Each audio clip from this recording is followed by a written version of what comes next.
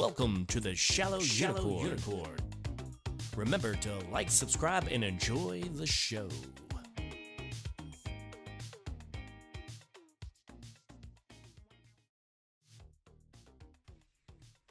Welcome to another video. This is actually going to be on the Supcase Unicorn Beetle Pro.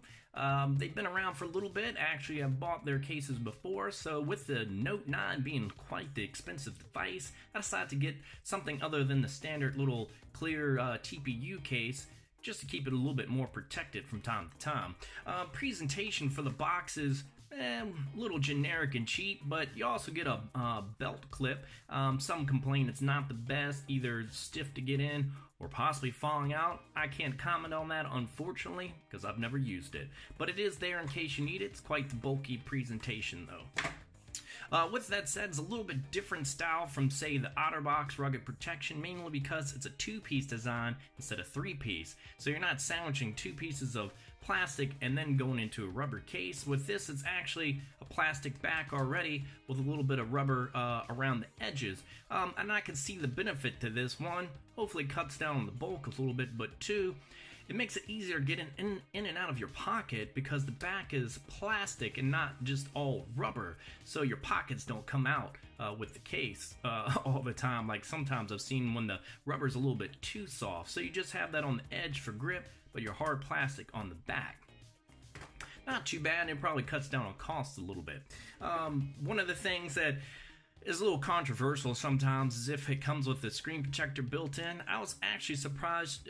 There's two reasons why I left this in here. One, I was too lazy to actually install my actual screen protector just yet, and two, it's actually pretty decent. Now, will it scratch up over time? I'm sure it will, but it fits pretty well to the curb. And usually you've got, you know, a little bit of a gap between them, but it's actually fit and molded right to this phone, and you've got your cutouts, of course, so it's not too bad. You will get a little bit of lint probably over time underneath of it, but I give it a pass.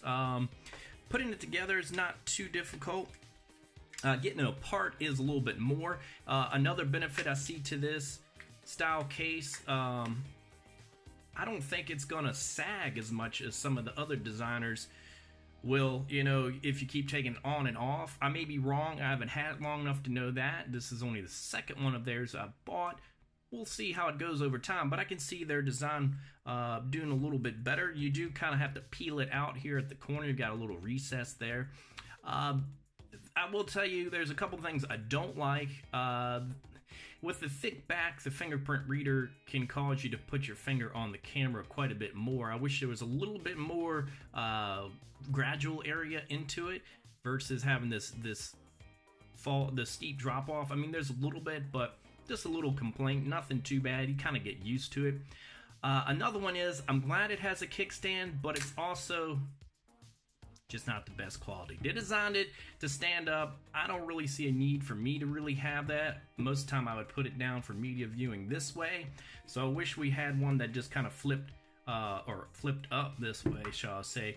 Would have been a lot better, kind of like the Note 8 case that Samsung made, the rugged one. It's one of the best kickstands I've ever had. This one feels like it may have a short lifespan. You also kind of got to make sure you click it right into place there. So, I mean, it's better than not having one at all. Just wish it was implemented a little differently. I would say the biggest issue I have with this is the thing that you're going to use probably the most is the buttons.